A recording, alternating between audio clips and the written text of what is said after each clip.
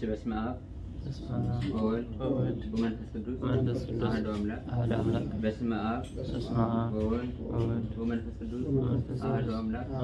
በስመ አብ ወወልድ ወመንፈስ ቅዱስ አሐዱ አምላክ። በክርስቶስ ክርስቲያን በወልድ ሁሉ በመንፈስ ቅዱስ ሳይንስኛችሁ የእግዚአብሔር ቤተሰቦች እንደምን አደራችሁ? እንደምን አደራችሁ? እንደምን እስከ ሰዓት ደረሳችሁ? አሜን። እግዚአብሔር ይመስገን ብለን እናመሰግነው። አንደበታችንን የከፈተልን ክርስቶስ የሚያከናውንን የአባቶቻችን የቅዱሳን አምላክ የእኛም አምላክ እግዚአብሔር ስሙ የተመሰገነ ይሁንልን። እናታችን ቅድስት ድንግል ማርያም ልጇ ባከበራት መጠን ስሟ የከበረና የተመሰገነ ይሁንልን። ቅዱሳን መላእክት፣ ጻድቃን፣ ሰማዕታት እንደየክብራቸው እንደየማዕረጋቸው ስማቸው የከበረ የተመሰገነ ይሁንልን።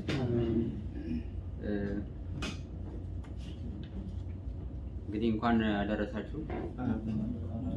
እመቤታችን ቅድስት ድንግል ማርያም ወደ ቤተ መቅደስ የገባችበት ዕለት ነበር ወይ ሳምንት። ዛሬም አቡነ ገብረ ሥሉስ የሚታሰቡበት ዕለት ነው። ለዚህ ያደረሰን አምላካችን ስሙ የተመሰገነ ይሁንልን። ዛሬ የምንቀጥለው ምዕራፍ 10 ነው። ምዕራፍ 10 አጠር ያለ ትዕዛዝ ነው። ብዙ ርዕስ የለውም። አንድ ርዕስ ብቻ ያለው ምዕራፍ ነው። ስለዚህ ለማስተማር ጠቅልላ የሚመች ምዕራፍ ነው። ስታነቡትም ደስ የሚል ምዕራፍ ነው። በነገራችን ላይ ለክርስቲያኖች አጋንንትን አውጡ፣ ደዌያንን ፈውሱ፣ ሙታንን አንሱ የሚል ቃል ያለበት ነው። ሐዋርያትን ክርስቶስ ሲልካቸው ከጠራቸው በኋላ በብፁዓን ለይቶ የተከተሉትን ሐዋርያት ስልጣን የሰጠበት ምዕራፍ ነውና ስታነቡትም ደስ የሚላችሁ ልቡናችሁን የሚሞላ። በነገራችን ላይ ወንጌል ደስ የሚልና የማይላለው ማለት አይደለም፣ ግን ያው በሰው ሰውኛው ስናየው የሚያረጋጋ ነው ማለት ነው። እንግዲህ ቃሉን አንብበን እንድንረጋጋ የእሱ መልካም ፈቃድ ይሁንልን። ስለ ሐዋርያት መጠራት ነው። ይህን ምዕራፍ ስናየው እንዳጠቃላይ ርዕሱ የሚለው ስለ ሐዋርያት መጠራት ነው። 12 ደቀ መዛሙርት እንደተጠሩ ይነግረናል። እንግዲህ 12 መሆናቸው ራሱን የቻለ አንድምታ አለው። በጣም ብዙ ሀተት አለው። ከነዚያ መካከል እንግዲህ 12ቱ ነገድ እስራኤል ተብለው የሚጠሩት የያዕቆብ ልጆች ነበሩ። ለዚህ ያለ 12ቱ ነገድ እስራኤል 12 ሐዋርያት ወይም ፈራጆች። እንዲያውም ቅዱስ ጴጥሮስ ክርስቶስን ሁሉን ትተን ተከተልን፣ እኛ ምን እንረክብ በመንግስተ ሰማያት፣ በመንግስተ ሰማያት ምን እናገኛለን ብሎ ክርስቶስን ቅዱስ ጴጥሮስ ጠየቀው ይላል። የዚህን ጊዜ ክርስቶስ ምን ብሎ መለሰለት? እናንተ ሁሉን ትታችሁ የተከተላችሁኝ ኋላ በመጨረሻው ወልደ እጓለ እመሕያው ክርስቶስ በሚመጣበት ሰዓት በ12ቱ ነገድ እስራኤል ላይ ተቀምጣችሁ ትፈርዳላችሁ የሚል የፍርድ ስልጣን እንዳላቸው ክርስቶስ ነገረው ማለት ነው። ስለዚህ ይህ ስልጣንም የተሰጠበት የተጠሩበትንም የሚያሳይ ነው። እንግዲህ 12ቱን ደቀ መዛሙርት ከጠራቸው፣ ካስተማራቸው፣ ከለያቸው በኋላ ወደ ዓለም ላካቸው። እንዲያውም እንዲህ ብሎ አዘዛቸው ይላል፣ በአሕዛብ መንገድ አትሄዱ አለ። እስኪ በሉ እስኪ ድገሙ። አሁን እንግዲህ አሕዛብ በሄዱበት መንገድ እንሄዳለን። በመንገዱ ብቻ አይደለም፣ አብረናቸው እንሳፈራለን፣ እንጓዛለን። ምን ማለት ነው? በአሕዛብ መንገድ አትሄዱ ማለት የአሕዛብን ስራ አትስሩ፣ ግብረ አሕዛብ አትስሩ ማለት ነው። ከነሱ ከአሕዛብ ስራ ተለይታችሁ የክርስቲያንን ስራ ስሩ ማለት ነው። ስለዚህ የመጀመሪያው ትእዛዝ በአሕዛብ መንገድ አትሄዱ የሚል ነው። ዛሬ እንደምታውቁት ህዝቡና አሕዛቡ ያልተለየበት እኩል ኃጢአት የሚሰራበት ጊዜ ላይ ነው። እኛ እያንዳንዳችን አሁን የምንሰራው ኃጢአት አሕዛብ እንኳን ተጸይፈው የተውትን ኃጢአት እኛ እየሰራን ነው። ክርስቶስ ሲያዘዛቸው ሲልካቸው እንዲህ ነው የሚል። እንደውም መጀመሪያ ጌታችን ኢየሱስ ክርስቶስ እነዚህን 12ቱን ሐዋርያት ላካቸው፣ እንዲህ ብሎ አዘዛቸው፣ በአሕዛብ መንገድ አትሄዱ የሚል ትእዛዝ የመጀመሪያው ትእዛዝ ነው። ወደ ሳምራውያን ከተማም አትግቡ። እንግዲህ አሁን በከተማ በጣም ብዙ ኃጢአት የሚሰራበት፣ ለዚያውም የሳምራውያን ከተማ ተብሎ የሚጠራው ብዙ ኃጢአት የሚሰራበት ቦታ ነው። እኛም አሁን እያንዳንዳችን በየከተማው እየገባን ነው። ገዳም ይሄድ ሰው የለም በዚህ ዘመን። በከተማ እየተሳብን እየገባን አትሄዱ በተባልንበት ኃጢአትን እየለመድን እየሰራን ያለንበት ዘመን ነው። ስለዚህ መጀመሪያው የታዘዝነው በአሕዛብ መንገድ አለመሄድ እና ወደ ሳምራውያን ከተማ አለመግባት። በከተማው አትግቡ፣ በመንገዱ አትሄዱ ማለት ብቻ ሳይሆን ገብታችሁ ከተማ እነዚያ የሳምራውያን ሰዎች የሚሰሩትን ኃጥአን የሰዶምና የገሞራ ሰዎች የሰሩትን ኃጢአት አትስሩ ማለት ነው። አሁን በዘመናችን እንደምታውቁት ብቻ እግዚአብሔር በቸርነቱ ይቅር ይበለን። ወደዚህ አልገባም። እንግዲህ ሂዳችሁ ሲልካቸው በዚያ አትሄዱ፣ ከዚያ ውጭ ባለው ሄዳችሁ ግን መንግስተ ሰማያት ቀርባለች እያላችሁ አስተምሩ የሚል ትምህርት እንዲያስተምሩ አዘዛቸው ማለት ነው። ስለዚህ አሁን እኛ በየትኛውም ቦታ ስንላክ ሄደን የምናስተምረው የምንናገረው ቃል ምንድነው? መንግስተ ሰማያት ቀርባለችና ንስሐ ግቡ የሚል ቃል እንድንናገረው እያንዳንዱ ክርስቲያን የሚጠበቅበት ይሄ ነው። ትእዛዙ ይሄ ነው። ስለዚህ ይሄን ካላቸው በኋላ ድውያንን ፈውሱ ስታስተምሩ፣ አሁን ለምን ድውያንን ፈውሱ አላቸው ብለው ሊቃውንት ሲተረጉሙት እነሱ ሲማሩ ድውያንን እየፈወሰ ያሳያቸው ነበር። ክርስቶስ አሁን ህሙማነ ስጋን በተአምራት ህሙማነ ነፍስን በትምህርት ይፈውስ ነበር ይላል። አንተ ጥያቄ ጠይቃችሁ ከተአምራትና ከትምህርት ማን ይበልጥ? እንዲያውም ጠይቂያቸው አውቃለሁ። ስለ ማን ይበልጣል? አሁን እዚህ ቁጭ ብላችሁ ከምትማሩት ትምህርትና ተራራውን አፍርሶ ሌላ ቦታ ከምትሄዱ የቱ የሚሻል ይመስላችኋል? ትምህርት ይበልጣል። ያ ተአምር ላላመኑት እንዲያምኑ ያመኑት ደግሞ እንዲጸኑ የሚያደርግ ነው እንጂ ገነት መንግስተ ሰማያትን አያወርስም።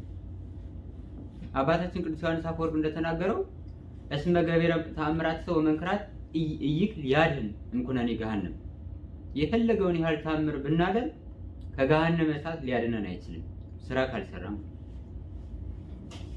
የጽድቅ ስራ ካልሰራን ቃሉን ሰምተን ካልተገበርን ማለት ነውና ክርስቶስም ሲያስተምራቸው ህሙማነ ስጋን በተአምራት ማለት እነ መጻጉዕን 38 ዓመት ከተኙበት የኢያኢሮን ስልት ጣቢት የምትባለውን ተነስ ብሎ 12 ዓመት ደም የፈሰሳትን እና አልዓዛርን የአራት ቀን ሬሳ በተአምራት አስነስቷል። በተአምራት ፈውሷል። በተአምራት አይነ ስውር አብርቷል። ደንቆሮ እንዲሰማ አድርጓል። በትምህርቱ ግን ባህረ ገሃነምን ከፍሎ የሚያሻግር እምነት ሰጥቷቸዋል ለሐዋርያት። እንዲያውም በትምህርቱ የጸና ሰው የተማረ ሰው ምንድነው የሆነ? አይ እኔ ከዚህ ሞት፣ ከዚህ ስደት፣ ከዚህ መከራ ተሰቅቄ መሸሽ አለብኝ እንዲህ ሳይሆን የሚሆነው ሄዶ በመስቀል እንዲሰቀል ሲሰቀልም መራ ጌታውን ላይ ተሰቅሏል፣ እኔ ቁልቁል እንድሰቀል ብሎ እንዲሰቀል ነው ቅዱስ ጴጥሮስ። ሌሎችም እነ ቶማስ ስጋቸው እየተቀዳደደ በቆዳቸው ጨው እየተከተተ እንዲሸከሙ ነው። ይህን እንዲጸኑ ያደርጋቸው ምን ነው ከተባለ ተአምራት ሳይሆን ትምህርቱ ነው። ድውያንን ፈውሱ፣ ሙታንንም አንሱ፣ ለምጻምንም አንሱ፣ አጋንንትን አውጡ የሚል ስልጣን ተሰጣቸው ማለት ነው። ስለዚህ ለእያንዳንዱ አሁን ስልጣነ ክህነት ላለው ሰው ሲሾም ይሄ በሙሉ ስልጣን አለ መያዝ ያለበት። በነገራችን ላይ ማንኛውም ሰው ይሄን ማድረግ ይችላል። ግን ማድረግ ስለቻለ ብቻ ያደርጋል ማለት አይደለም። በፈለገው ጊዜና ቦታ ያደርጋል ማለት አይደለም። እግዚአብሔር ሁሉን ቻይ ነው አይደል? ግን ሁሉንም ያደርጋል ያደርጋል። ለሰው የሚጠቅመውን የሚረባውን የሚያደርገው። ስለዚህ አሁን እኔ ለምሳሌ ድዊ ላስነሳ የምችለው ያ ያስነሳው ድዊ ራሱ የሚጠቀም ሌላው ሰው ማየተው የሚጠቀም እኔ የምጠቀምበት ከሆነ የሚጎዳ ከሆነ አይደረግም ማለት። አሁን ጸበል እያጠመቁ አጋንንት ማስወጣት ለሆነ ሰው ብቻ የተሰጠ ስልጣን አይደለም። ድዊ መፈወስ፣ ሙት ማስነሳትም እንደዚያው ማለት። ስለዚህ ለሁሉም እኩል የተሰጠ ነው።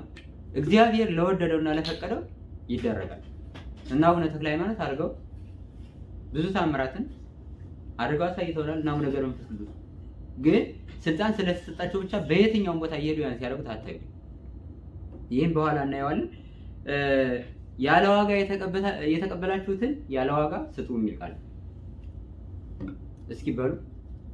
ያለ ዋጋ የተቀበላችሁትን ያለ ዋጋ ስጡ። አሁን ይሄ ነው በጣም ችግር የሆነብን በዚህ ዘመን። አሁን ሐዋርያት ሲማሩ ምንም አልጣሩም አልጋሩም፣ በነፃ ነው ያስተማራቸው። በነፃ ያስተማራቸውን በነፃ ነው ያስተማሩ። እየታዘዙም እንደዚያ። እንዲያውም ስትሄዱ ከሰው ብር ተቀበሉ፣ ከሰው ጫማ ተቀበሉ፣ ከሰው ሌላ ልብስ ተቀበሉ ሳይሆን ያላችሁን ብር ልብስና ጫማ አትያዙ የሚል ትእዛዝ አለ። ሳትጥሩ ሳትግሩ የተማራችሁትን ትምህርት ሳይጥሩ ሳይግሩ ካሉበት ሄዳችሁ አስተምሯችሁ ማለት። ዛሬ ዋጋ ሳይቀበል የሚያስተምር ሰባኪ ማን ነው? ክርስቲያን ነው።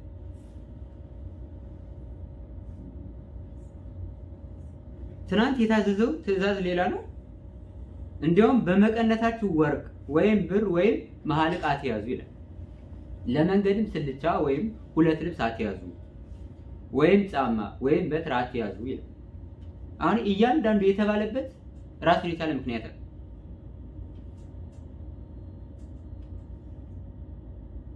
ልብስ አትያዙ ማለቱ አንዱን ለብሰን አንዱን ባንቀይር መንገድ ላይ ሙተን በቀረን ነበር። ስለዚህ ሁለተኛ ልብስ መያዛችን ጠቀመን ብለው ከእምነታቸው እንዳይዳከሙ እምነታቸው ሙሉ የሆነ እምነታቸውን በክርስቶስ ላይ ብቻ እንዲጥሉ።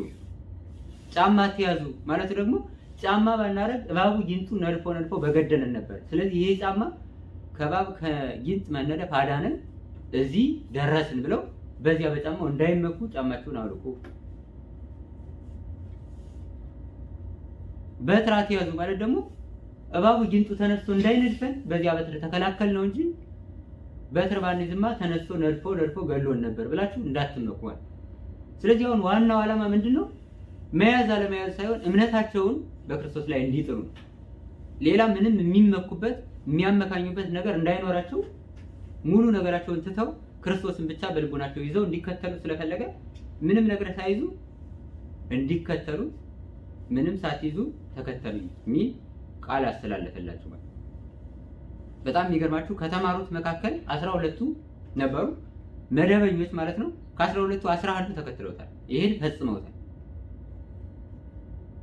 አንዱ ይሁዳ ሳይፈጽመው ቀርቷል።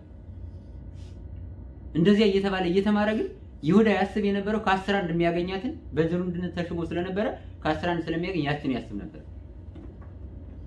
ስለዚህ ይሁዳ የወጣው መጨረሻ ላይ በዕለተ ዓርብ ክርስቶስ ሲሰቀል ሳይሆን መጀመሪያ ባለው ሐሳብ። ስለዚህ አሁን እኛም ከክርስቶስ መንግስት ምን ወጣው መጨረሻ ላይ ስንሞት ሲፈረድብናል። ዛሬ በምንሰራው ስራ፣ ዛሬ ባለን ልቡና፣ ዛሬ ባለን ትውት ሰብዕና ቀና ልቡና ነው የሚወሰድ ገነት መንግስተ ሰማያት መውረሳችን ማለት። ከዚያ እንደዚህ እያለ አዘዛቸው። ሂደው በአሕዛብ ሀገር ሲገቡ የት ቤት ደግ ሰው አለ ብላችሁ ጠይቁ፣ ከዚያ ገብታችሁ ተቀመጡ፣ እስከምትወጡ ድረስ ከዚያ ሀገር ከዚያ ነው፣ ከአንዱ ቤት አትመላለሱ የሚል ትእዛዝ አለ። ለምን ከተባለ አይ እነዚህማ የመጡ ከቤት ቤት እየተመላለሱ ያማረውን የጣፈጠውን ለመብላት ለመጠጣት እንጂ ወንጌል ለማስተማር አይደለም ብለው እንዳይሰናከሉባችሁ። በገባችሁበት አገር ሂዳችሁ ከአንድ ቤት ብቻ ቁጭ ብላችሁ ወንጌል እስከሚረዱላችሁ ድረስ አስተምሩ። ዛሬ ከዚህ ቤት ነገ ከዚያ ቤት ማለት የለም። ከዚህ በኋላ እነሆ እንደ በጎች በተኩላዎች መካከል እልካችኋለሁ። ምን አልኳችሁ? ኧረ እየተናገራችሁ። ስለዚህ እንደ በጎች በተኩላዎች መካከል እንላካለን ማለት ነው። አሁን ተኩላ አለ ተብሎ ቤት ተዘግቶ አይውልም ማለት ወጥቶ መብላት አለበት፣ ውሃ መጠጣት አለበት። ሁል ጊዜ ቤት ተዘግቶ ሊኖር አይችልም። ምክንያቱም ውጭ ላይ ተኩላ አለና ይነጥቃል ተብሎ ማለት ነው። ስለዚህ እኛም እያንዳንዳችን ክርስቲያኖች ውጭ ላይ የሚነጥቁ ነጣቂ ተኩላዎች አሉ ተብሎ ወይ ቤተክርስቲያን ወይ የሆነ ቤት ተዘግቶብን አንቀመጥ። እንዲያውም ክርስቶስ በእነሱ መካከል ይልከናል ማለት ነው። ስለዚህ ስንላክ የተሰጠነው ትእዛዝ አለ። እሱ ምንድነው? እንደ እባብ ብልሆች እንደ ርግብ የዋሆች ሁኑ በሉ እስኪ። ደህና አድርጋችሁ በሉ እንጂ ምን ነው ዝም አትበሉ። እሺ ድገሙ።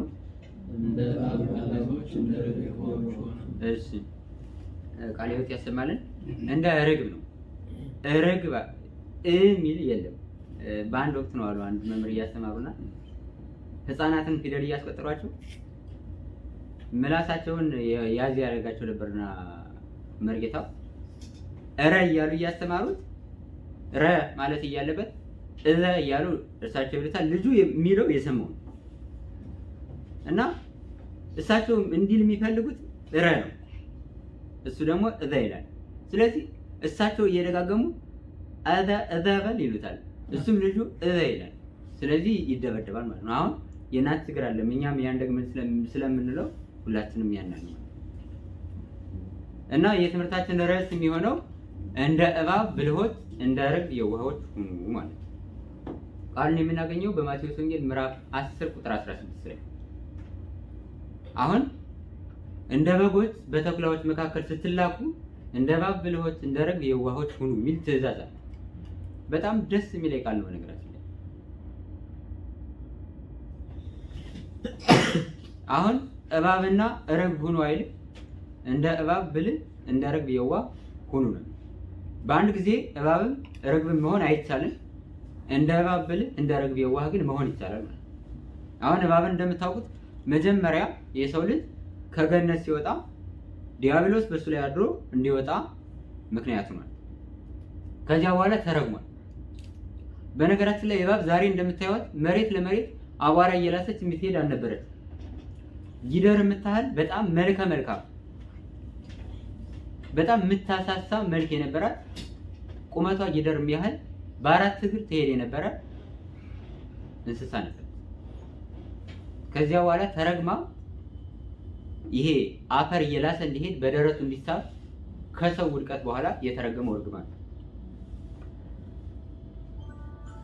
እና እባብ ማለት ለሰው ልጅ ውድቀት ያው የመጀመሪያ ሀሳቡን ያነቃው ባይሆንም ግን እንዲወድቁ ምክንያቱ ነው። ሰይጣን በሱ ላይ አድሮ ሔዋን እንድትስት ዕፀ በለስን እንድትበላ አድርጓታል ማለት ነው። ሰይጣንን አዝላ ተሸክማ መሄድ የቻለችዋ ዛሬ እሷን ስላ መሄድ አቅታት መሬት ለመሬት እየተለወሰወሰች የምትሄደው መጀመሪያ የማይታዘለውን አጋንንት ስላዘለች። መጀመሪያ በጣም መልከ መልካም ነበረች። እንዲያው በጣም እባብ ብልህነቷ የሚገርመኝ ሰይጣን ሁሉን ቁሞ ከእናንተ ጋር ልሄድ እያለ እየጠየቀ ነበር። ወደ ገነት መሄድ ስላልቻለ ከእንስሳት ጋር ተደርቦ አዳም የእንስሳት ስም ሲያወጣ መሄድ ይፈልጋልና ሂዶ ከእነሱ ጋር መሄድ እየፈለገ ሲጠይቅ እባብ ምን ብሎ ጠይቃት መሰላችሁ? አንተ መልከ ጥፉ ነህ አለች። እኔ ደግሞ በጣም መልከ መልካም ነኝ። ስለዚህ መልከ ጥፉን ከመልከ መልካም ጋር ማን ያገናኘዋል? ህብረት የለንም። ስለዚህ አንተ ከኔ ጋር መሄድ አትችልም ማለት። የዚህ ጊዜ ዲያብሎስ የተንኮል አባት ስለሆነ ምን አለ? የአንቺ መልከ መልካምነት የሚታወቀው እኔ መልከ ጥፉ ከአንቺ ጋር ስሆን ነው። ስለዚህ እኔ አብሬት ብሆን መልከ መልካምነት ሲገለጣል እንጂ አይጠፋም ማለት። አሃ ይሄ ነገር መልካም ነው። ስለዚህ የኔ መልክ እንዲገለጥ ከዲያብሎስ ጋር መጓዝ አለብኝ ብላ መጓዝ ማለት ነው። ስለዚህ የኛ እያንዳንዳችን የኛ ስልጣን፣ የኛ እውቀት፣ የኛ ልዕልና እንዲገለጥ ብለን ከማይገባን ሰዎች ጋር ምን በጣም ብዙዎቻችን አለን። መጨረሻችን ጥፋት ይሆናል። እግራችን እጃችን ተሰብስቦ ወደ ሆዳችን እንዲገባ ያደርጋል። ከዚያ የተሸክማ ሂደት መሸከም አይደለም ራሷን እንኳን መሸከም አቅቷት መሬት ለመሬት ትሎ ሰው ይችላል። ዲያብሎስም መስራት ያለበትን ሰራ ማለት። እሷ ምንም የተጠቀመችው ነገር የለም፣ ጉዳት ብቻ ገጠማት። እንዲያውም አንዳንድ አጥኚዎች አይታችሁ ከሆነ ሊትሬቸር እስካሁን ድረስ እንቁላል ውስጥ እያለ የእግር ምልክት እንዳላት እባብ የጻፉ አጥኚዎች አይቻሉ። የሚጻፍ እንትን የእባብ ምልክት እንዳለ እግር ባይኖራትም ዛሬ ልክ ትናንትና የነበረውን ለመጻፍ ይሞክራሉ። ብታዩት እንዲያውም ጋብዛችኋለሁ። በእኛ መጽሐፍ ላይ ስንማር የንብና የአንበጣ ስነ ተዋልዶ ነው መሰለኝ። ላይፍ ሳይክል ምንድን ነው በአማርኛ?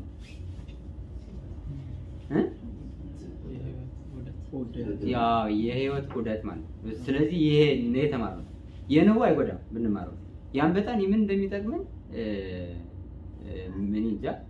የአንበጣው ቢቀርና ይሄ የእባቡን ብንማረው ይጠቅመናል ብዬ አስባለሁ። ምክንያቱም በጣም ብዙ ነገር እንማርበታለን። ለምን ከመጀመሪያው ጀምሮ የሚያገናኘን ነገር ስላለ ለውድቀታችንም ራሱን የቻለ አስተዋጽኦ ስላለው አሁን ያለው ምልክቱ ምን እንደሆነ እንረዳበታለን ማለት ነውና ይሄ የእባብ እግር እንደነበራት ምልክት የሚያሳይ እንዳለ የተጻፈ ነገር አለ ማለት ነው። ያ ሆነም ቀረም የኛ ዓላማችን አይደለም። የእባብ ብልህነቱ ምንድነው ወደሚለው እንመለሳለን። አጠር አድርገን እናያለን። የእባብ ብልህነቱ የመጀመሪያው ጥግ ሳይዝ አይጣልም። ምን አልኳችሁ? ጥግ ሳይዝ ሊጣላ አይችልም። ስለዚህ የሚጣላችሁ አሁን እናንተን ፈልጎ መጥቶ አይደለም። ፈልጋችሁ ሄዳችሁ እንኳን ጥግ ሳይዛችሁ አይጣላችሁ። ስለዚህ አሁን እኛ ምክንያት መሆን አለብን ማለት ነው። እንዲጣላን እባብ እንዲጣላን ምክንያት እንሆናለን። ደግሞ እንደገና ጥግ እስከሚስ ድረስ እንጠብቀዋለን ማለት ነው። ስለዚህ ምን ማለት ነው? ዲያብሎስ ምክንያት አድርጎ እናንተን ወደ ሲኦል ወደ ገሃነመ እሳት የሚጥልበትን ስራ አትስሩ ማለት ነው።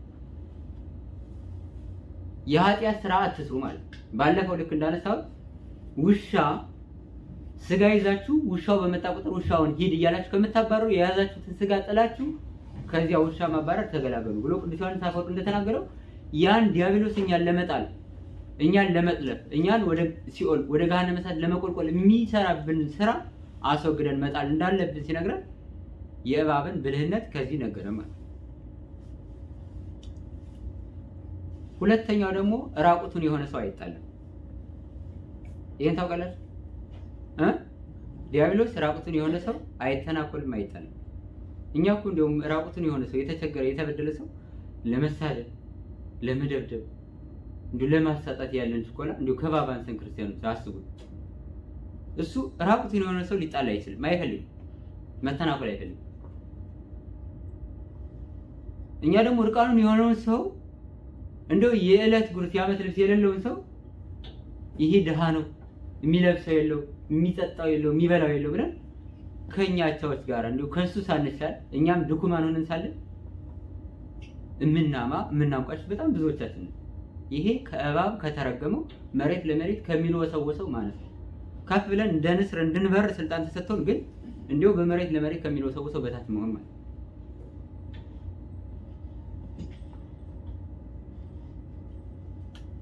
ስለዚህ እናንተም እያንዳንዳችሁ ከኃጢአት ልብስ ተራቁታችሁ የጽድቅ ልብስ ለብሳችሁ ከዚያ ዲያብሎስ እናንተን የሚጣላበትን ነገር አስወግዱ ማለት። አሁን ብዙዎቻችን የለበስነው የኃጢአት ልብስ ነው፣ የተሸፈነው በኃጢአት ልብስ ነው። እንዲያውም ቅዱስ ጳውሎስ ምን ይላል? ህድግዎ ለብሉይ ብእሲ ወልብስዎ ለሐዲስ ብእሲ ይላል። አሮጌውን ልብስ አውልቃችሁ ጥላችሁ አዲሱን ልብስ ልበሱ ይላል። አሮጌው ልብስ የተባለ ዲያብሎስ ነው፣ አዲስ ልብስ የተባለ ደግሞ ክርስቶስ ነው። ስለዚህ አሮጌው ልብስ የተባለ አሮጌ የሆነ የዲያብሎስን የሰይጣንን ስራ አትስሩ ማለት ነው። አዲስ ልብስ የተባለ ደግሞ የክርስቶስን ክርስቶስ ያዘዛችሁን ህግና ስርዓት ፈጽሙ ማለት። እስከ መቼ ነው ክርስቲያኖች በአሮጌ ልብስ ተሸፍነን አዲሱን ልብስ ሳናውቀው አዲሱ ልብሳችንን ክርስቶስን ስጋውን ሳንበላው ደሙን ሳንጠጣው የታዘዝነውን ስራ ሳንተገብረው የምንኖረው እስከ መቼ ነው? ከባብ ብናንስ እንዴት እናንሳለን ክርስቲያን?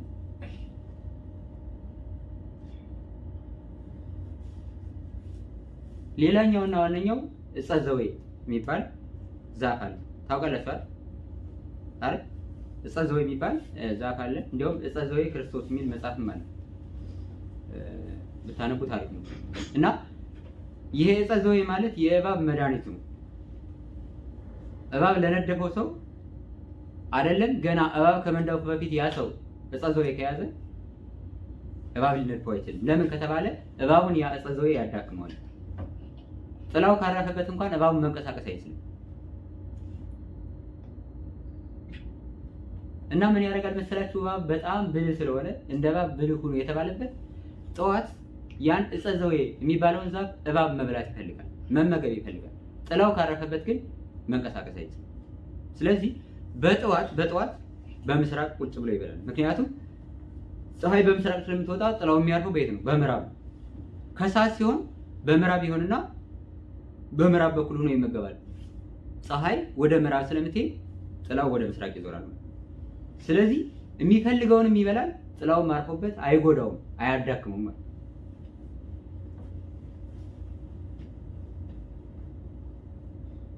እኛ እኮ እንደው በነገራችን ላይ በአንድ በተቀመጥንበት ብቻ ቁጭ ብለን እንዳለ አንድ ሀሳብ ይዘን ያን ሳንለውጠው ስንት ዓመት እንደኖር እናስበው።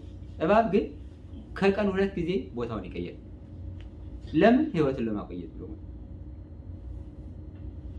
እኛ ከተኛንበት አራተ ዝንጋኤ የስንፍና አልጋችን ሳንነሳ ስንት ዓመት ቆየን መሰለን። ስለዚህ ያን የሚፈልገውን እጽ ይበላል፣ ፀሐይ ሳያዳክመው በሰላም ደግሞ በምስራቅና በምዕራብ እየዞረ ይቀመጣል።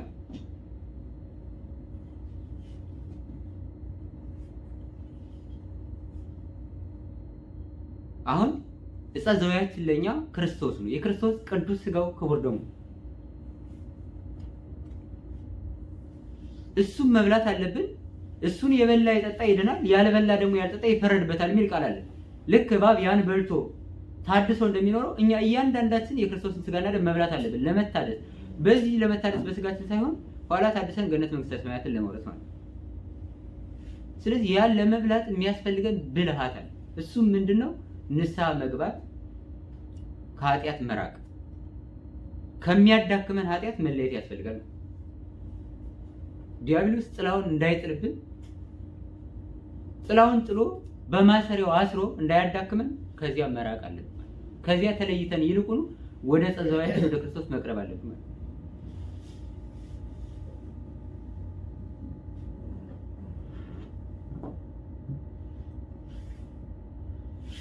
ስለዚህ እባብ አሁን የሚፈልገውን በላ፣ እንደገና ደግሞ ህይወቱን አራዘመ። ለምን? ከዚያ ከጥላው ተለየ።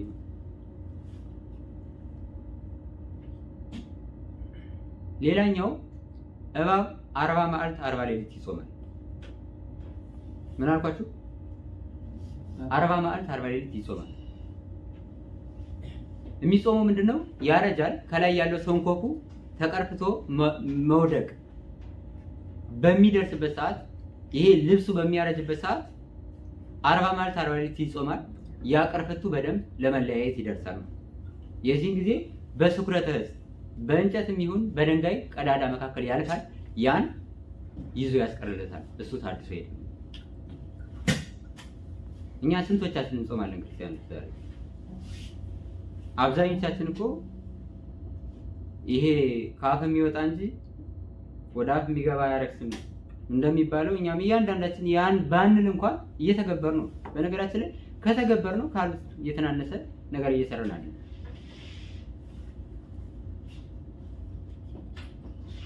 እባብ 40 መዓልት 40 ሌሊት የሚጾመውን ጾም እኛ ይችን 40 ቀን መጾም አቅቶን አብዛኞቻችን ምክንያት እየፈለግን እንበላለን።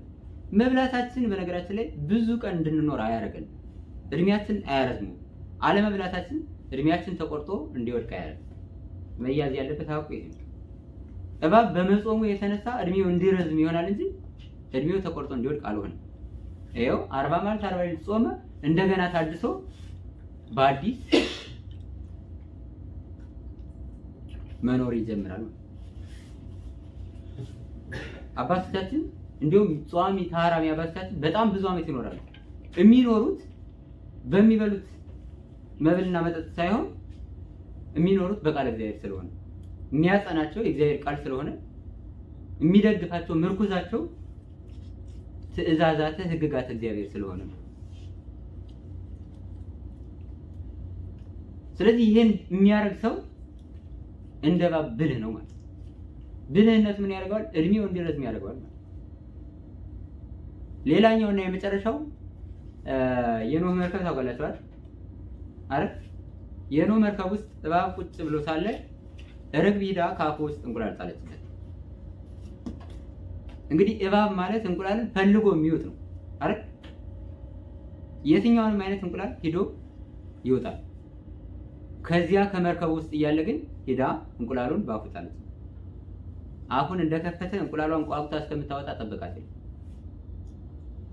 ለምን መሰላል? ያን እንቁላል ካወጣው ኖህ ከመርከቡ አወጥቶ የሰው ገንዘብ ወስዷልና እንዳይወረውረው እንዳይጥለው። ስለዚህ እያንዳንዳችን ክርስቲያኖች የቤተ ክርስቲያን ልጆች ሆነን የሰው ገንዘብ መንካት እንደሌለብን፣ እንዲያው የምንፈልገው የምንጓጓለት ጣፋጭ ነገር እንኳን አፋችን ላይ ቢጨመር፣ የምንፈልገው ወርቅ ብር እንቁ እጃችን ላይ ቢቀመጥ፣ የምንፈልገው ነገር እግራችን ሁለንተናችን ላይ ቢታሰር የሰው ገንዘብ የሰው ነውና አትንኩ ማለት። የኖህ መርከብ ማለት ቤተ ክርስቲያን ነው። ስለዚህ የቤተ ክርስቲያን ልጆች ከሆናችሁ የሰው ገንዘብን አትንኩ ናቁ ማለት። አሁን እባብ ምን ተጠቀመ? ጣለችበት፣ ተቀመጠችበት፣ ቋቁታ ወጣች፣ ርግቧ አትርፋ ወጣች። እሱ ምንም የተጠቀመው ነገር የለም አይደል? እሷ ግን ልጆቿን አሳድጋ ወጣች፣ ግን አልዋጣቸውም። በጣም የሚገርማችሁ ዛሬ ትንሽ መስሎ የታያችሁ ነገር ነገ በጣም እየጨመረ ይታያችኋል። ዛሬ እንቁላል የነበረው ነገ ተቋቁቶ ጫጩት ሲሆን ትልቅ ይሆናል። ዋጡት ይላችኋል ማለት ነው። ትናንትና በአንድ ሺህ ብር ጉቦ ተጠይቃችሁ ቢያላችሁ ነገር ከርሞ በ100 ሺህ ብር ሆኖ ሊመታ ይችላል ማለት ነው። ያም ቢሆን አለማዋጥ ያስፈልጋል። የፈለገውን ያህል ነገር ቢጨምር የሰው ገንዘብ መንካት እንደሌለብን ከዚህ እንማራለን። አሁን ስንቶቻችን መሰላችሁ በትንሹ ነገር እንዲያው አድርጎ ጫጩት ነው አይደለም ገና እንቁላሉ እንዳለ ነው እኛ የምንወጣው አመት ታጠላልን አይደለም በብዙ ቃል አሽባብተን ለምነን የሰው ገንዘብ ለማውጣት የምንታትረው። ስለዚህ የእባብ ብልህነቱ ይሄ ብልህ ማለት የሰውን ገንዘብ ፈልጎ የሚወስድ የሚያጠራቅም ሳይሆን የሰውን ገንዘብ የማይነካ ነው ነገራችን። አሁን ብልህ የሚባል ገንዘብ የሚሰበስብ አይደል? ዝም ብሎ በሀገር ሲባል የምትሰሙት አሁን ገንዘብ የሚሰበስብ ደህና እንትን የሚል ከሆነ ይሄ ሰው ብልህ ነው ተብሎ ይጥላል። ያ ግን አይደለም። የሰው ገንዘብ የማይነካ። ሌላኛው አንድ መያዝ ያለብን ቁም ነገር እባብ የደካማ ሆናችሁ ብቻ ከመንገዳችሁ ወደ ኋላ ሳትመለሱ ባላችሁበት ሳትቆሙ እያነከሳችሁም ቢሆን ወደፊት ተራመዱ እንጂ ኋላ ገነት መንግስተ ሰማያትን ተወርሳላችሁ ማለት።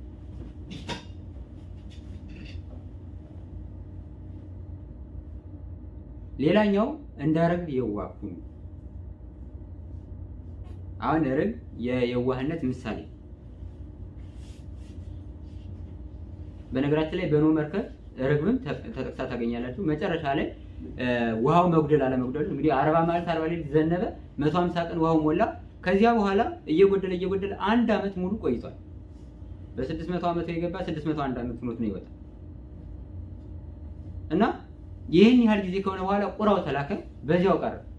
ለምን ያገኘው ሙሉ ሲለቃቅም በዚያው ሳይመለስ ቀረ። ርግብ ተላከች፣ ያው ተመልሳ መጣች። ሁለተኛ ተላከ፣ ቄጥማ እዛ መጣች፣ ሰላም እንደደረሰ አመለከተች ማለት ነው። መጨረሻ ላይ በዚያው ወጣ ቀረች። ሁለቱም እዚያው ተጠቅሰው ታገኛላችሁ። ስለዚህ አሁን ቤተክርስቲያኑ ስታስቡት ርግብም እባብም ይኖራሉ፣ ሁለቱም በአንድነት። እንዲያውም ርግብ እባብ አፍ ውስጥ እንቁላሏን እየጣለች ይኖራሉ። ርግብ ማለት እምነት ያለው ታማኝ፣ እምነቱ በእግዚአብሔር ላይ የሆነለት ሰው ምሳሌ። የርግብ የዋህነቷ ምንድነው ከተባለ ቅድም እንዳነሳ ነው እሷም ዕፀ ዘወይን ትፈልጋለች። አሁን እንደ ርግብ የዋህ ብንሆንም እንደ እባብ ብልህ ብንሆንም ሁለቱንም መሆን አለብን። ሁነን ክርስቶስ ያስፈልገናል ማለት እና ርግቧም ያን ዕፀ ዘወይ ስለምትፈልገው ጠዋት በምዕራብ ሆና በእምነቷ ተጠብቃ ጥላው እየወደቀባት እየሸነቆጣት እየሸበሸባት ሰውነቷን ትበላለች። ግን በእምነቷ ተጠብቃ ትኖራለች። ለምን ከተባለ ለምን መብረር ትችላለች። ከእባብ ቀድማ በምስራቅ መቀመጥ ትችላለች። ለምን በምስራቅ አልሆነችም ከተባለ እባቡ እንዳይወጣት። እባቡ እንዳይወጣት ከእባቡ በተቃራኒ መሆን አለባት። ደግሞ ግን መብላት ስላለባት በምስራቁና ጥላው እየወደቀባት በጠዋት ትበላለች። ማታ ደግሞ እባቡ በምዕራብ ስለሚመጣ ቦታውን ለቃ ትዞራለች ማለት። እስኪ አንድ ጥያቄ ልጠይቃችሁ። አንድ ሰው አሁን ሩጭ ብሎ ሲሄድ እና አንድ ሰው በጣም እየተጎተተ ቀስ ብሎ ሲሄድ በጣም ኃይለኛ የሚመስለው የትኛው? ሩጭ ብሎ የሚሄድ ነው። ፈጣን ነው፣ የቆፍጣና ነው፣ እንደዚህ ኃይል አለው ተብሎ ይታሰባል። አይን ሰላጭ ክርስቲያን የፈለገው ስለ ሮጥ መሮጥ ብቻ አይደለም፣ በሰማይ እንደ ርግብ ክንፍ ተሰጥቶን ብንበር ኃይለኞች ነን ማለት አይደል። የሚሳበው እባብ በክንፏ በራ ፈለገችው ቦታ በአንድ ደቂቃ መድረስ የምትችለዋን ርግብ አባሮ ቦታዋን አስለቅቆ ፈለገው ቦታ ላይ ሆኖ ይበላል። ስለዚህ እንዲሁ አንድ ሰው እየተሳበ ስለሄደ ልብሱን ስለጎተተ ሞኝ ነው አትበሉ። እንዲያውም ብልህ ነው። እንደ እባብ ብልህ የተባለ እንደዚህ አይነት ሰው። እባብ እየተሳበ ሄዶ የሚፈልገውን ቦታ በሚፈልገው ጊዜ ይይዛል። የምትበረው ርግብ የእሱን ቦታ ለቃለት ትሄድ። ግን እሷም ደግነቱ በእምነቷ ተጠብቃ ያን ዕፀ ዘወይ ትበላለች ማለት ነው። ሁለቱም ይበላሉ። ጠዋት በየት ሆና በምዕራብ ሆና ማታ ደግሞ በምስራቅ ሆና ጥላው እያረፈባት ዕፀ ዘወይን ትበላለች ማለት ነው። ሌላኛው ደግሞ ቅድም ያነሳነው ነው። በኖህ መርከብ ውስጥ እንቁላሏን ወስዳ በእባብ አፍ ውስጥ ጥላለች። ይሄ በጣም አማኝ መሆኑን ያመለክታል። አንድ ሰው እኔ አሁን ለምሳሌ በጣም ገንዘብ ወዳጅ ነኝ፣ የሰውን ሁሉ ገንዘብ ማጠራቀም እንደሆነ እያወቃችሁ ያላችሁን በሙሉ ብራችሁን አመታችሁ ለኔ ከሰጣችሁ ያው ክሳራ ለመክሰር ፈልጋችኋል ማለት አይደል? ወይ በጣም አማኝ ናችሁ ማለት በእግዚአብሔር ላይ እምነት አላችሁ ማለት። ርግብ ያደረገችው እንደዚያ ነው። እንቁላሏን አግኝቶ እንደማይምረው እያወቀች ግን ሄዳ በጣም ብዙ እንስሳት አለ፣ ብዙ አራዊት አለ፣ መርጣ የጣለችው ግን እባብ ውስጥ ነበር። እዚያው ቆፍቁፋ እዚያው ጫጩቶቿን አሳድጋ ወጣ። ስለዚህ ይሄ የሚያመለክተው ምንድነው? እናንተ ለመመጽወት እናንተ መስዋዕት ለመሰዋት የቤተክርስቲያን መባ ለመስጠት ከፈለጋችሁ እባብም ይዋጠው ጊንጥም ይዋጠው ርግብም ይቀበላችሁ ምንም ይሁን ምን እናንተ ብቻ ስጦታችሁን ስጡ። ከዚያ በኋላ ግን አትርፋችሁ ትወጣላችሁ፣ ገነት መንግስተ ሰማያት ትወርሳላችሁ።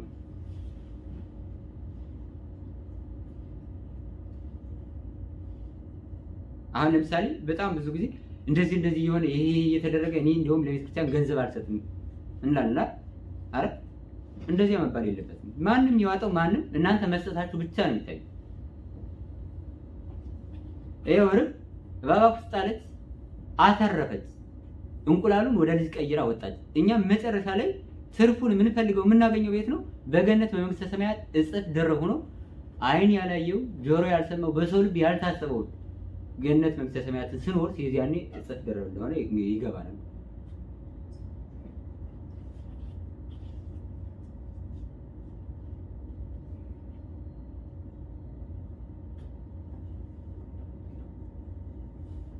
ሌላኛውና የመጨረሻው ርግብ የፈለገው ነገር ብታደርጓት፣ ብትደበድቧት፣ ልጆቿን ብትገሉባት፣ ጫጩቶቿን ብትገሉ ማለት ነው፣ እንቁላሏን ብትሰብሩ፣ ጎጆዋን ካላፈረሳችሁባት የትም ቦታ አትሄድ። ምን አልኳችሁ? ጎጆዋን ካላፈረሳችሁባት ወይም ቤቷን ካላፈረሳችሁባት የትም ቦታ አትሄድ። የፈለገውን ነገር ብታደርጓት ማለት። ስለዚህ እግዚአብሔር ምን ብሎ ሲያዘን እንደዚህ ያለ እንደ ርግብ የዋሆች ሁኑ ማለት እየተደበደበች መቀመጥ የዋህነት ነው። ልጆቿ እየሞቱ መቀመጥ የዋህነት ነው። እንቁላሏ እየተሰበረ መቀመጥ የዋህነት ነው። ስለዚህ የፈለገው መከራ ቢመጣባችሁ እኔን አትካዱ ማለት እኔን ያዙ ማለት ነው።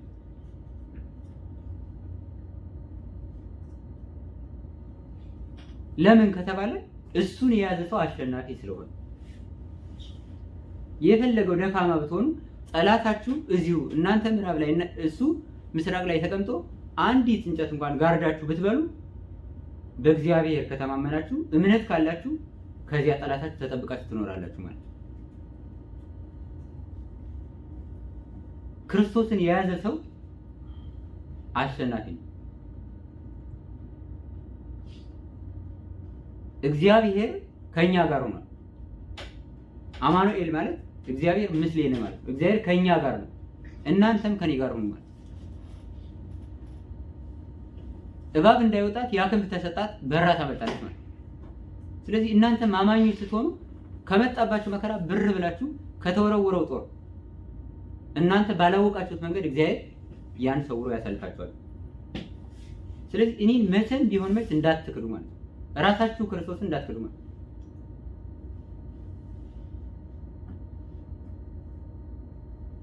አሁን አንድ ጥያቄ ልጠይቃችሁ። ምዕራቡም ምስራቁም የማን ነው? የእግዚአብሔር ነው። የእግዚአብሔር ነው። ሁሉ በእጁ ሁሉ በደጁ ነው። እንዲያውም ባለፈው ምን የሚላየው መሰላችሁ? ሰሜኑን ለኢየሱስ የሚል አይቻልም።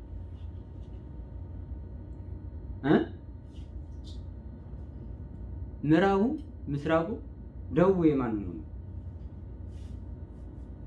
ለኢየሱስ ያለውን ነገር አለ እንደ ክርስቲያን እኛ የምናውቀው ኢየሱስ መጀመሪያ ገና 22ቱን ስነ ፍጥረት እስራው ዓለማትን የፈጠራቸው ፈጥሮ አሁን በማይከል ዓለም የሚመግባቸው በቸርነቱ የሚመግባቸው በይቅርታው የሚጠብቃቸው መጨረሻ ላይ የሚያሳልፋቸው ስልጣን ያለው እሱ እንደሆነ ሁሉም ዓለም በእጁ እንደሆነ አሃዚ ዓለም በራሁ ሁሉ እሁዝ ውስጥ ታዲው ሁሉ በእጁ ሁሉ በደጁ የሆነ አምላክ እንደሆነ ሰሜኑ ለሱ ተሰጠ ማለት እንደው እግዚአብሔር ይቅር ይበለኝ እንጂ ሎቱ ስብሐት ምስጋና ይድረሰውና እንደው እግዚአብሔር ኢየሱስ ክርስቶስ ቢያንስ ከኖህ ልጅ ያንሳል ክርስቲያን የኖህ ልጆች ሲካፈሉ ለስንት ነው የተካፈሉ? ለሶስት አይደል? መሃሉ ግራና ቀኝ አድርገው ለሶስት ነው የተካፈሉ። አሁን ለኢየሱስ ከአራቱ እጅ አንዱ ተሰጠ ማለት ሌላኛው የቀረው ሶስት እጅ ማን ሆነ?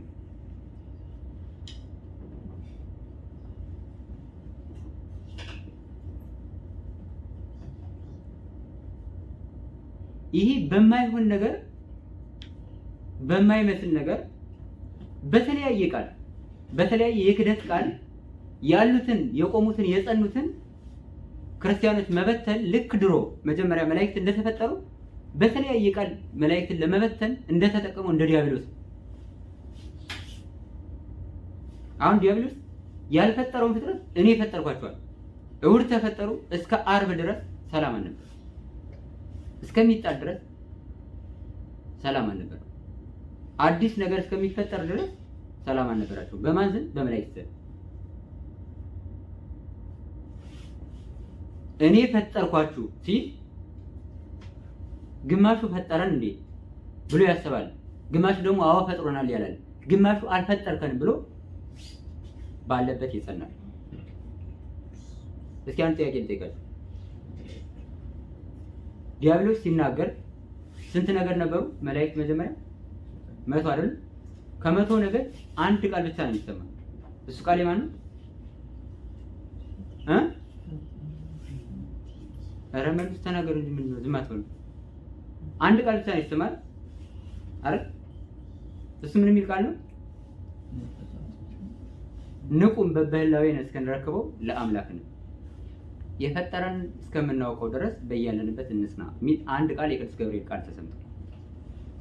ሌላው ሚካኤል ሌላው ነገድ ከ100 ነገድ ሌላ ቃል አሰሙ። አሁን አባቶቻችን ዝም አሉ እንደዚህ ይሁን አባቶች እንደዚህ ሁሉ በጣም የምንከስበት ብዙ ምክንያት አለ። አሁን ክርስቲያኖች አንድ እንኳን በያለንበት እንጽና የሚል አባት የለንም እንዴ? ዛሬ የለም አንድ አባት አተና አራለ እግዚአብሔር ይመስገን በጣም ብዙ አባቶች አሉ። እኛ ባናያቸው እንኳን እነሱ የሚያዩን ባይናገሩ ባንደበታቸው እንኳን ዝም ብለው ስራቸውን የሚሰሩ በጣም ብዙ አባቶች አሉ። በየገዳማቱ በየበራው የወደቁ ብዙ አባቶች አሉ። ስለዚህ አንዱ ቃል 99ኙን ነገር ካጸና ብዙ አባቶች ካሉ እንዴት እኛ አንጸናም? እንዴት እኛ መጽናት ተሳለን? እንዴት ሰው ላይ ጣታችንን እንቀስራለን? እንዴት አፋችንን እንከፍታለን? ከ100 ነገር ተንዶ የወረደው የሳጥናኤል ነገር ብቻ ነው። ሌላው 99ኙ ነገር የጸናው በያለንበት እንጽና ባለው በቅዱስ ገብርኤል ቃል። እንዲያውም ሙሉ ነገድ አልወረደም። በነገራችን ላይ የሳጥናኤል ነገድ ራሱ ሙሉ ከሱ ጋር አልወረደም፣ ተቀንሶ ይቀራል። እነ ቅዱስ ሚካኤል ሌሎች መላእክት ዝም አሉ ማለት ግን ስራ እየሰሩ አልነበረም ማለት አለ። አባቶቻችን ዛሬ ዝም አሉ ማለት ስራ እየሰሩ አይደለም ማለት ነው። አንችልም መናገር መፍረድ አንችልም። ለዚህ ማስረጃችን ምንድነው? በአንድ ወቅት ቅዱስ ጳውሎስ በጣም የሚሰብክበት መንገዱ የተለያየ ነበርና አህዛብ መስሎ ሐዋርያት አገኘ። ከዚህ በኋላ ይሄ ሰው ወደ አህዛብ ተመለሰ እንደ እያሉ ሐዋርያት እየተጠራጠሩ ከዚያ ከአህዛብ ጋር ሆኖ መስሎ ሐዋርያት ምን ብሎ ጠየቃቸው? ምን እያላችሁ ታስተምራላችሁ አላቸው። እኛማ ክርስቶስ ከሰማየ ሰማያት ወረደ፣ ተወለደ፣ ሞተ፣ ተሰቀለ፣ ዓለምን በደሙ ፈሳሽነት አዳነ ብለን እናስተምራለን። አሃ ደግሞ እንዲህ እያላችሁ ትቀልዳላችሁ እንዴ ብሎ ቅዱስ ጴጥሮስን በጥፊ መታው። ሲመታው ተመየጥከኑ ጳውሎስ ሀበዘ ቀዳሚ ግብርከ እንደቀደመ ወደ አሕዛብ ስራ ተመለስክ እንዲህ ብሎ ቅዱስ ጴጥሮስ ጠየቀው ይላል። እሱ ግን ተመልሶ አልነበር። እሺ ካመናችሁ እንደዚያ ዓለምን ካዳነ የሞተ ሰው ታስነሳላችሁን ብሎ ጠየቃቸው ይላል። አዎ እናስነሳለን። ካስነሳችሁ እኔ በእናንተ አምላክ በኢየሱስ ክርስቶስ አምናለሁ አለ። የዚህን ጊዜ እነ ቅዱስ ጴጥሮስ ቃላቸውን አሰምተው መጸለይ፣ ቅዱስ ጳውሎስ ደግሞ ቃሉን ዝም ብሎ አንደበቱን ዘግቶ መጸለይ፣ ሁለቱም ጸሎት ጀመሩ። ጳውሎስ የመታው ጴጥሮስ የተመታው አሕዛብን ለማሳመን ለማጥመቅ፣ የክርስቶስ ቤተሰቦች ለማረም። አሁን ዛሬ አንድ ሰው ቢመታ ምክንያቱ ነው ብዙ አሕዛብን ወደ ቤቱ ከሳበ በጣም ትልቅ ነገር ነው። ጴጥሮስ ለምን ተመታ ብሎ ሲያውቅ ተመት ማታገኝ መጨረሻ ላይ ሲደሰት እንጂ እና ሁለቱም ጸለዩና መጨረሻ ላይ ያ ልጅ ተነሳ። እግዚአብሔር ለምኑ ያፈራል የለም አይደል? እንግዲህ እኛም ለምን ነው እንዳያሳፍረን የሱ መልካም ፈቃድ ይሆንልን። ከዚህ በኋላ ተነስቶ ያ ሰው ሲጠየቅ የተናገረው ምልክቱ ሲታይ ቅዱስ ጳውሎስ ጸልዮ እንዳስነሳው ተረድቶ፣ ስለዚህ አባቶች ዝም አሉ ማለት ስራ እየሰሩ አይደለም ማለት አይደለም። ስለዚህ አሁን የኛ የክርስቲያኖች መከራ እንዳጠቃላይ ከእሁድ ጀምሮ እስከ ዓርብ የሚፈጸም አሁን እሁድ ተፈጠሩ መላእክት እኔ ፈጠርኳችሁ ማለት ጀመረ። ዓርብ አዲስ ነገር አዲስ ፍጥረት ተፈጠረ ማለት እሱም ማን ነው? አዳም ያማረ የተዋበ ፍጥረት ተፈጠረ ማለት። ይሄኛም እያንዳንዳችን የክርስቲያኖች መከራ አሁን እዚህ ያለነው የሚፈጸመው በዕለተ ዓርብ።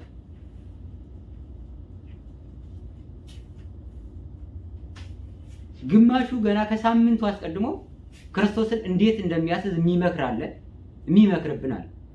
እኛ እያንዳንዳችን በምን መንገድ ተጠቅተን እንደምንሰቀል፣ እንደምንፈለጥ፣ እንደምንቆረጥ የሚመክርብን አለ። ግማሹ ደግሞ ፍርዱን ለመስጠት ቁጭ ብሎ መንበሩ ላይ የሚጠብቀናል። እንደማን? እንደ ሃና እንደ ቀያፋ ቤተ መቅደስ ቁጭ ብሎ ማለት የቤተ መቅደስ አገልጋዮች ነን። ሃና ቀያፋ በክርስቶስ ላይ ለመፍረድ ከቤተ መንግስቱ በላይ ቤተ ክህነቱ በጣም የቋመጠበት ዘመን ነበር። ዛሬም ይኖራል። በክርስቲያኖች ላይ ለመፍረድ የሚሽቀዳደም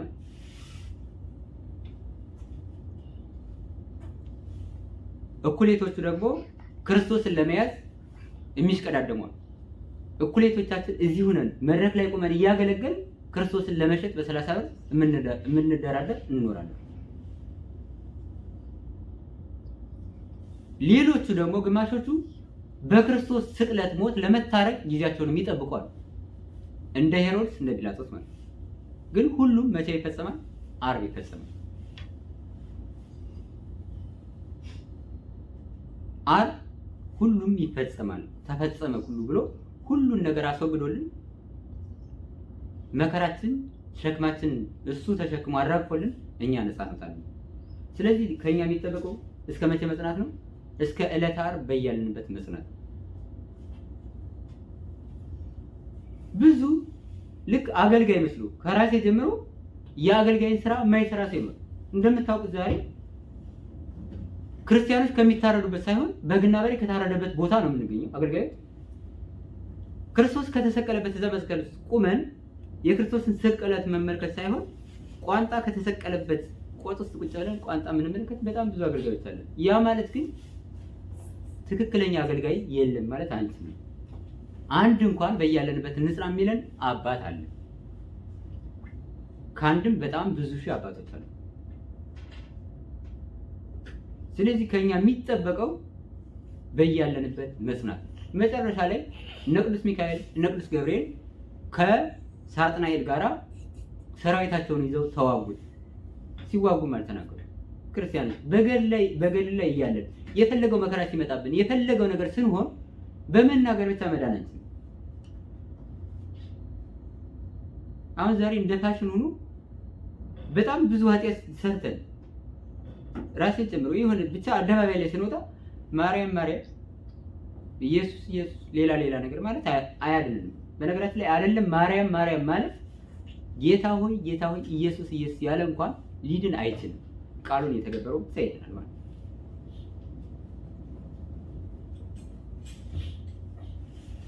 ስለዚህ ስም ይዞ ብቻ ይሄ ለመሸፈኛ ብቻ መጠቀም አግባብ አይደለም። ትክክለኛ የውስጥ እንደ እባብ ብልህ እንደ እርግብ የዋህ መሆን ያስፈልጋል። ዛሬ እንደ እባብ ብልህ ነገ እንደ ርግብ የዋህ መሆን አይቻልም። በአንድ ጊዜ ዛሬ እንደ እባብ ብልህ እንደ ርግብ የዋህ መሆን ከእያንዳንዳችን ይጠበቃል። እንደዚያ ከሆን ከብልሁ እባብና ከየዋሁ ርግብ መካከል ክርስቶስ አለ። ክርስቶስ በመካከላችን አለ ማለት ነው። ራሳችን ክርስቶስ አለ ማለት ነው። ራሳችን ስላችሁ ይሄ ራስ አለ። ራስ ማለት ክርስቶስ ራሳችን ተብሎ ይጠራል። ራስ ካለበት ሌሎች ሕዋሳት እንደሚሰበሰቡት ሁሉ ክርስቶስ ካለበት እኛ እንሰበሰባለን ማለት ምን ለማድረግ ስጋውን ለመብላት ደሙን ለመጠጣት ኋላ ደግሞ ሲመጣ በትንሣኤ ዘጉባኤ ተሰብስበን ሙሽራችን ክርስቶስን ተከትለን ገነት መንግስተ ሰማያት እንወርሳለን። ምን ከሆን ዛሬ እንደ እባብ ብልህ እንደ ርግብ የዋሁን ሆነን ከኖር ነው። እንግዲህ እግዚአብሔር እንደዚህ ሆነን እንድንኖር የእሱ መልካም ፈቃድ ይሁንልን። ያስተማረን የመከረን የገሰጸን የአባቶቻችን አምላክ እግዚአብሔር ስሙ የተመሰገነ ይሁን።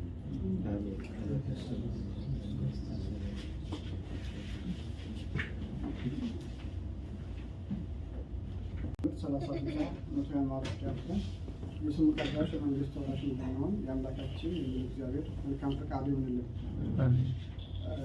ከዚህ ቀጥለን የምንሄደው አንድ መዝሙር እንበልና ጸበሉ ይደርሳል። ወደ ስቱ እንሄዳለን ማለት ነው። መዝሙር ይደርስ ወይስ አንድ መዝሙር ማለት ነው? ገብረ መንፈስ ቅዱስ የዓለም ብርሃን ናቸው የሚለውን መዝሙር ለመዘመር በአብ በወልድ በመንፈስ ቅዱስ ስም አምነንም መንፈስ ቅዱስ የዓለም ብርሃን ናቸው። ገብረ መንፈስ ቅዱስ የዓለም ብርሃን ናቸው።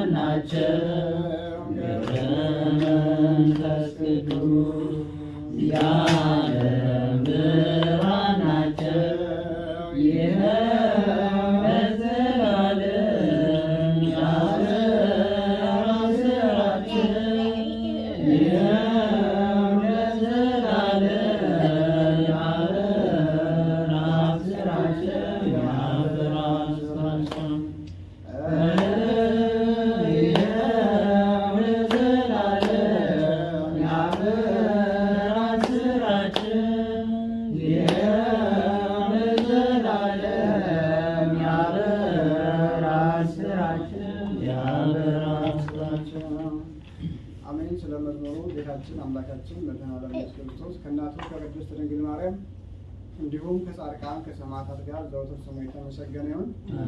የጻድቁ የአባታችን የገብረ መንፈስ ቅዱስ ረድኤታቸው በረከታቸው ከኛ ከሁላችን ጋር ለዘላለሙ አብሮ ይኑር።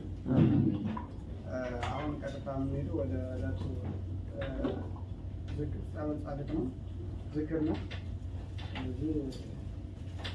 ምናልባት መልዕክት የሚኖረው ያው የተመረቁ ወንድሞችን ካሉ አባላት ክፍል በደንብ መረጃውን ካሁን ቀደምም ሲሳተፉ የነበሩ ወንድሞቻችን እናቶቻችን እነሱን ያው የግራጁዌሽን ሰዓት ስለሆነ በየግቢው አስታውሱ። ሌላኛው የልደት በዓል እየሰማችሁ ነው። የልደት በዓል